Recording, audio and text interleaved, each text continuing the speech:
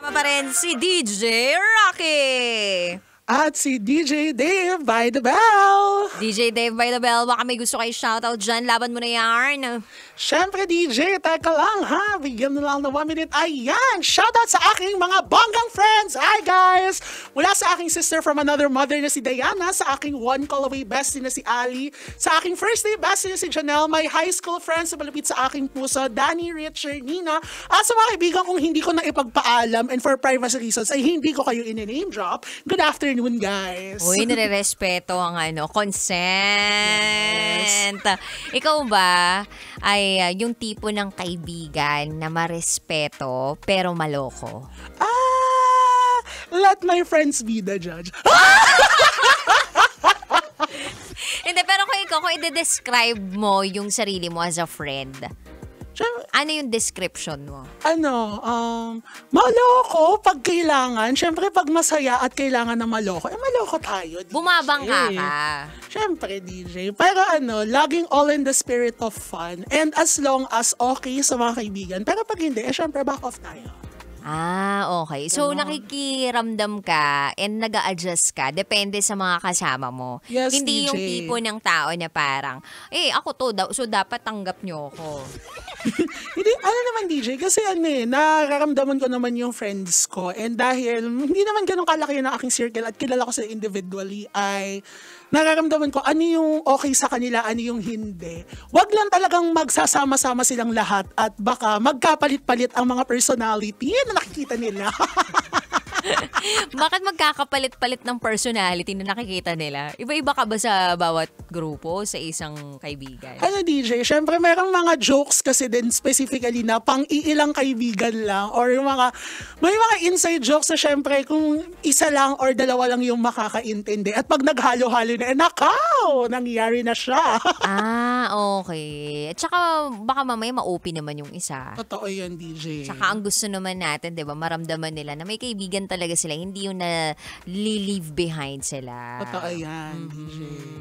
Ikaw ba, nagkaroon ka na ng klase ng kaibigan na tinrider ka? Or parang, nagkaroon ka na ba ng parang FO friendly? Ganon. Wala ako DJ na naging FO friendly, pero meron akong friend na nawala na lang. Ano to, ghoster? Hindi naman siya ghoster. Hindi lang namin alam, DJ. Kasi naging distant lang siya and hindi na namin nalaman yung sagot kung bakit. And May jowa ba siya? Nagka-jowa siya? Ganun. hindi ko lang alam DJ kung factor 'yon. Pero Factor yun! Factor yun pagka nagka-jowa ka tas hindi gusto ng kaibigan mo yung jowa mo. Or hindi gusto, or baliktad, kung hindi gusto ng jowa mo, yung kaibigan mo. Uy! Pero DJ, naniniwala naman ako na kung ano man ang kanyang rason, ay peaceful na siya at sa akin namang naririnig, masaya din naman siya. So, there's that. Lagi namang ang tingin natin, kung ano yung ikasasaya nila, kahit wala na tayo sa picture. Alam mo, sa sobrang bait mo, kukunin ka na ni Lord. Nako DJ, wag naman. Wag naman. Nakunod. I mean, sobrang natutuwa si Lord sa mga sinasabi mo. Kasi bibihira yung mga ganyang klaseng kaibigan. Yung tipong pag naging desera sa'yo, syempre, ang gagawin mo or parang natural human response is to say bad things about the person. May ganun Kasi nasaktan ka Di ba? Pag hurt people. So, ang gagawin mo, tendency mo, parang sa sobrang sama ng loob mo, magsasabi ka ng mga kung ano-anong pangit sa kanya kasi hindi mo na siya maramdaman Di ba? Total, wala naman na siya sa circle mo Pero ikaw, pag nagsasalita ka, parang alam mo yun, ang genuine mong tao in the sense na kung hindi niya ako gustong kaibigan, edi okay lang, basta masaya siya. Ganon, diba?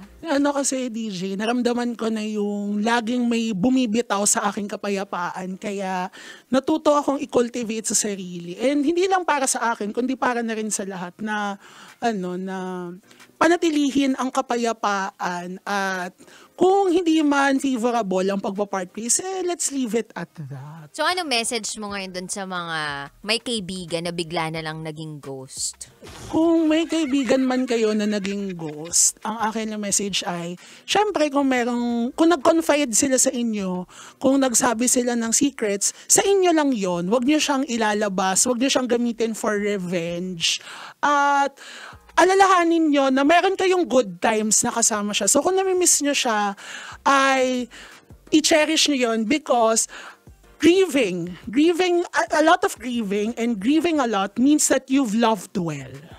Ay, may ganon. Grieving a lot means you've loved well. Kaya pala namatay na yung feelings ko para sa ex ko. Kasi I loved well.